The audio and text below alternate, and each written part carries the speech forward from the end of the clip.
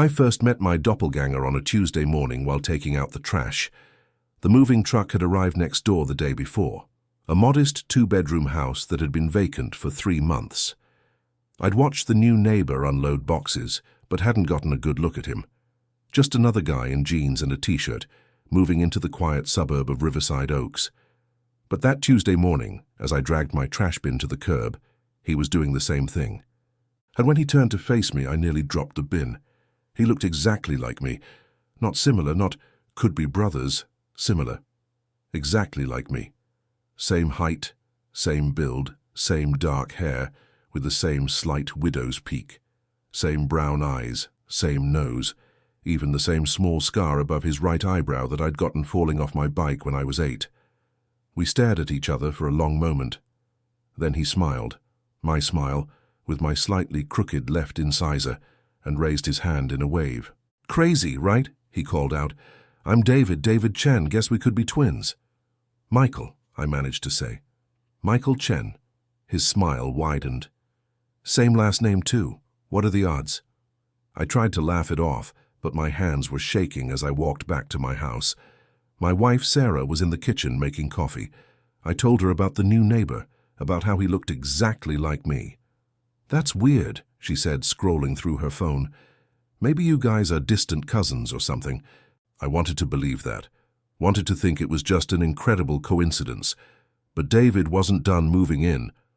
Over the next week, I'd see him in his yard, arranging furniture through his windows, getting his mail. And every time I saw him, the resemblance became more unsettling. Because he wasn't just similar, he was identical. And last week, Sarah called me David by mistake.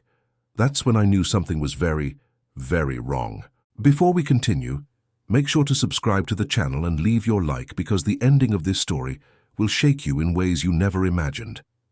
And tell me in the comments, from which city are you watching this story? Now, let's begin. The coincidences started small. 3 days after David moved in, I saw him getting into his car, a silver Toyota Camry. The exact same make, model, and year as mine. Same color. When he backed out, I noticed his license plate. 7HJK492. Mine was 7HJK429. "That's weird," I told Sarah that evening. "Same car, almost identical plates." Sarah barely looked up from her tablet. "Camrys are popular, and the plates are just random." But they weren't random. Nothing about David felt random. The next morning, I left for work at 8:15 a.m., my usual time to avoid traffic. David left at exactly 8:15. We pulled out of our driveways simultaneously, like choreographed dancers.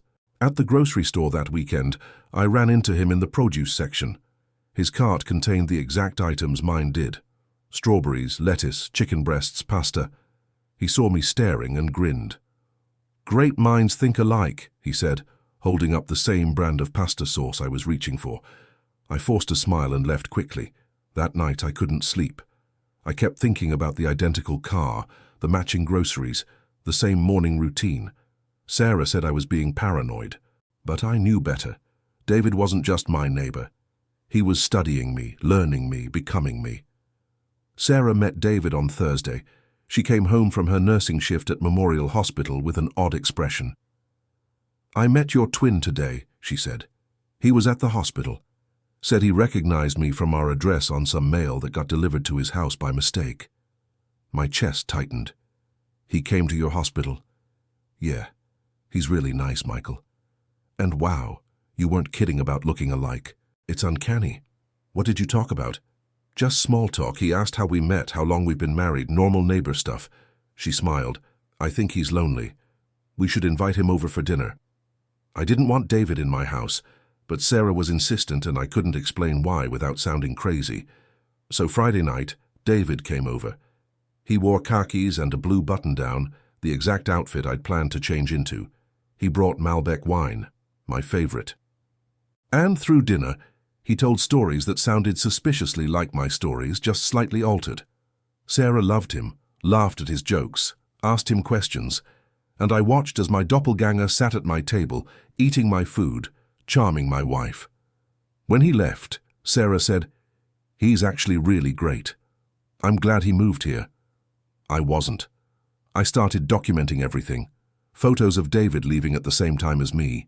Videos of him wearing clothes identical to mine. Screenshots of his routines matching my routines exactly. But what could I show anyone? A neighbor with similar habits? That wasn't a crime. On Tuesday, I came home early. David's car was in his driveway, but I didn't see him outside. Then I walked into my kitchen and froze. Sarah was there making coffee. "Good, you're home," she said. "Has anyone been here?" She frowned. "Just David. He stopped by with cookies about an hour ago. We talked for a bit." "Why?" David had been in my house, alone with my wife, learning about my life from the inside. "What did you talk about?" I tried to keep my voice steady. "Our wedding, mostly. Where we went on our honeymoon. He's planning a trip to Colorado and wanted recommendations." She paused. "Michael, are you okay? You've been acting strange since he moved in." "I'm fine," I lied, but I wasn't fine. That night, I dreamed I was watching myself sleep, and in the dream, Sarah rolled over and whispered, "Good night, David." I hired a private investigator named Marcus Reed. I showed him photos of David, documentation of all the similarities, evidence of the impossible coincidences. "Find out who he really is," I said, "where he came from, why he's here." Marcus called me 3 days later. "The David Chen living next to you doesn't exist. No employment history, no tax records, no credit score. The house was purchased by a shell company. Someone with serious resources put him there deliberately." "Why?" "I don't know, but this wasn't random, Mr. Chen. You were targeted." I tried telling Sarah. She thought I was losing my mind. "You hired a private investigator to spy on our neighbor. Michael, that's insane." "He's not real, Sarah. He has no background, no history. I don't want to hear this. David has been nothing but kind to us. You're the one acting crazy." Her voice broke. "Maybe you should stay somewhere else for a few days. Figure out what's going on with you." She was kicking me out because of David. I packed a bag and left. As I drove away, I saw David watching from his window. He raised his hand in a wave and smiled. I couldn't stay away. The next afternoon, I went back while Sarah was at work. I picked the lock on David's door. Marcus had taught me how and stepped inside. The house was eerily neat, and on his coffee table was a notebook. I opened it and felt my blood turn cold. Every page contained notes about me, my routines, my habits, my expressions, pages of observations. Michael scratches his left ear when nervous.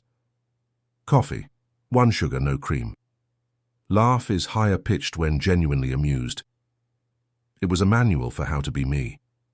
I heard a car door slam. David was home early. I ran for the back door, but he was already inside. "Michael," David's voice called out calmly, "I know you're here. My security cameras caught you." He appeared in the kitchen doorway. His friendly expression was gone. What remained was cold and calculating. "Who are you?" I demanded. "I'm you," David said simply. "A better version, more attentive, more present. And soon, I'll be the only version. Sarah's already starting to prefer me. Give it time. She won't even remember the real you." "I'll expose you," David smiled. "Feel free to try." I called Sarah from my hotel room. I found proof. David has a notebook full of observations about me. He's been studying me, copying me. "You broke into his house?" Sarah's voice was ice. "Michael, that's illegal. That's actually insane." "But the notebook—" "I don't care about a notebook. You broke into someone's home. David could press charges." She paused. "He won't, though. He called me after you left. Said he understands you're going through something and he doesn't want to make it worse." "He's manipulating you." "No, Michael. You're pushing me away. David has been more supportive in 2 weeks than you've been in months. Maybe that's what's really bothering you." She hung up. I sat on the hotel bed, feeling my life crumble. David had positioned himself perfectly. I was the unstable one, the paranoid husband. He was the concerned friend. My phone buzzed. An unknown number. "Check your email." The email contained a video, a medical facility, a doctor speaking. Subject 7 has integrated the personality matrix perfectly. Physical reconstruction complete, ready for deployment and target replacement. The camera showed David, but incomplete, surgical, being created. Someone had made him, built him to replace me. I met with Marcus, showed him the video. This is proof. David isn't human. He's artificial. Marcus studied it carefully. This could be real, or expertly faked. Either way, we need more. We need David to reveal himself in front of witnesses. We spent hours planning. It was risky, maybe impossible, but it was my only chance. At 8 p.m. I called Sarah. "I need to see you. One last conversation, please." She agreed reluctantly. 9 p.m., but David's coming too, for my safety. "Perfect," I said. "I want him there." I arrived at my house that I'd been kicked out of, at 8:55. Sarah and David were on the couch together, too close. "Thank you for meeting me," I said. "What do you want, Michael?" Sarah looked exhausted. "To prove something, about who David really is." I played the video on my phone, the medical facility, the doctor talking about Subject 7, David in the hospital bed being created. Sarah watched in confusion. "Michael, what is this?" "It's real. That's David. Before they made him look like me." David laughed. "This is exactly what I warned you about, Sarah. Michael's found some video online and convinced himself it's real." "Ask him for proof of his past," I said to Sarah. "Ask for documentation. He can't provide it because it doesn't exist." Sarah looked at David uncertainly. "Do you have your driver's license? Social security card?" "I value my privacy," David said smoothly. "I don't owe Michael my life story." "Then explain these." I pulled out David's phone, the one I'd stolen from his house. Hundreds of surveillance photos, of us, our bedroom, months before you moved in. Sarah's face went white as she scrolled through the photos. "What? Why do you have these?" David's calm mask cracked. "You broke into my house, that phone. Why do you have pictures of my bedroom?" Sarah's voice rose. "Why have you been watching us?" "Sarah, I can explain." "Explain how you've been stalking us?" David stood, his expression changing completely. The friendly neighbor vanished. What remained was cold and empty. "Fine," he said flatly. "You want the truth?" "Yes, I was watching you. That's what I was made to do. I was created to replace Michael. That's my purpose. And once he's gone, you and I will be perfect together." Sarah stumbled backward. "Created? You're insane." "I'm inevitable," David said. Sirens wailed outside. Marcus had been listening from his car. He'd called the police when David started his confession. 4 officers burst through the door. "Everyone hands up!" David tried to run. The police tackled him, but he fought back with impossible strength. It took 3 officers to restrain him. "We'll need statements from everyone," the lead officer said. As they led David away in handcuffs, he looked back at me. "I'm not the only one, Michael. There are others, other replacements. You won this round, but they'll send someone else." Then he was gone. Sarah collapsed against me, shaking. "What was he?" "I don't know, but we're going to find out." The investigation took weeks. Police found everything. The notebook, the surveillance photos, the medical records showing David's DNA had been artificially engineered. FBI got involved. Homeland Security. David was part of something called Project Echo, a program creating artificial humans to replace real people. He was Subject 7. Sarah and I went to therapy, tried to rebuild, but the damage was done. 3 months later, Marcus called. "You need to see this." He showed me a file. Subject 4, created 4 years ago. The photo looked exactly like Sarah. I drove home in a daze, found Sarah in the kitchen. "When did we meet?" I asked carefully. "Tell me the story." She frowned. "Coffee shop on 5th Street. You spilled coffee on my scrubs." "What was the shop called?" I don't remember. It closed down." "What was I wearing?" "Michael, why are you asking this?" I showed her the file. The photo of Subject 4. Her face. Sarah stared at it for a long time. When she spoke, her voice was different. flatter. How long have you known? Is it true? My voice broke. I was created 4 years ago, deployed to get close to you, a test run for the program. She looked at me with tears in her eyes. But Michael, somewhere along the way, I started to believe it. The role became real. I think I actually love you. How do I know that's not programming? You don't. I don't even know myself.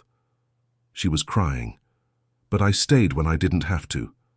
The project ended. I could have left. I chose to stay. We sat in silence. What do we do now? I finally asked. I don't know, Sarah whispered. I don't know. They say everyone has secrets, but my wife's secret was bigger than I'd imagined. Sarah, Subject 4, had been created to infiltrate my life, not because I was special, but because I was ordinary, a test run, proof of concept for Project Echo. But something unexpected happened.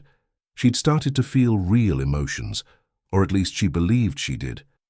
I'm not supposed to be able to love you, she said that night. I'm programmed to simulate it, but it feels real to me. Does that make it real? I didn't have an answer. We could run, disappear together, or I could turn her in like I did David, or we could try to continue our life knowing it was built on a lie. You're not him, I said finally. David tried to take everything. You built a life with me instead. Does that matter? I'm still not human. You chose to stay, to be real, even if you were made to be false. Maybe that's what makes you human.